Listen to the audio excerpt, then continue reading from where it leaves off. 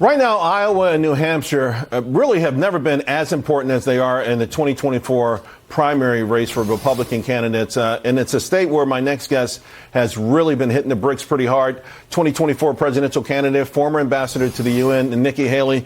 Ambassador Haley, welcome to the show.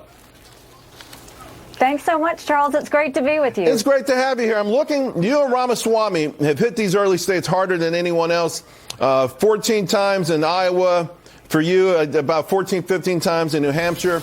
It really does feel like there's right now former President Trump, stays elevated, and not everyone else is fighting for that breakout point. It looks like you're really betting that it's got to come early in this election season. I think you take Iowa, New Hampshire, and South Carolina very seriously. I mean, those are the first, primaries or caucuses that we have. And so, yes, it's about being anywhere and everywhere. It's about you can't just do a rally, leave and go away. You've got to go and touch hands. You've got to talk to every person. You have to answer every question, and you really have to earn their trust. That's what this is about. It's about trust and relationships with the people, of Iowa, with the people of the Granite State and with South Carolinians. And so I think it's important to do that. We're not taking any shortcuts. We're going to do whatever we can to earn their support. Between that and this debate, the first debate that's coming up, it feels like that's got to be sort of the moment to break out of the pack. I was reading an article. It says 5 months in, Nikki Haley is still waiting for her moment.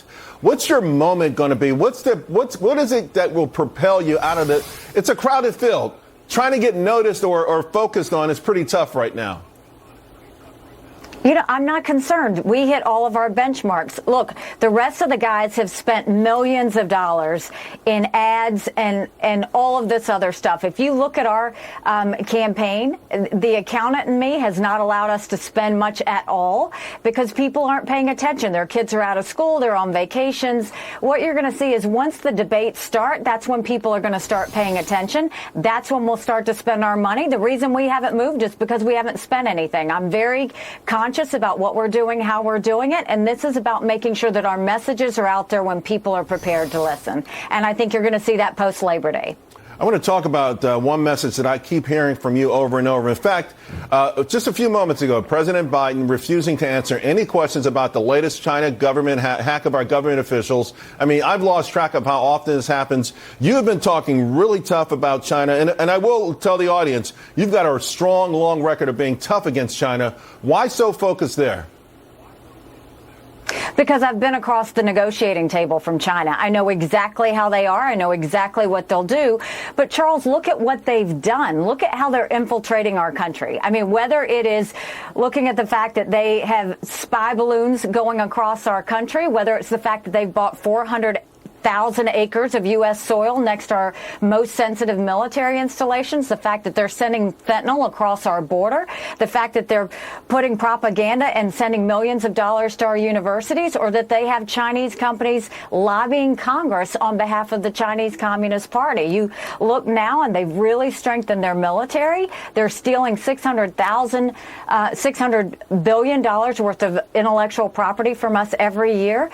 And you have people like Yellen saying we should do more business with China and basically saying we can play by the rules. It shouldn't be a winner-take-all scenario. Yeah. Well, when you've sat across the negotiating table from China, that's the only way they think is a winner-take-all scenario. They don't play fair by the rules. And so I know the damage that they're doing. Yeah, they seem to be emboldened. I mean, these high-profile visits by the administration, every time that happens, they do something belligerent within 24 hours.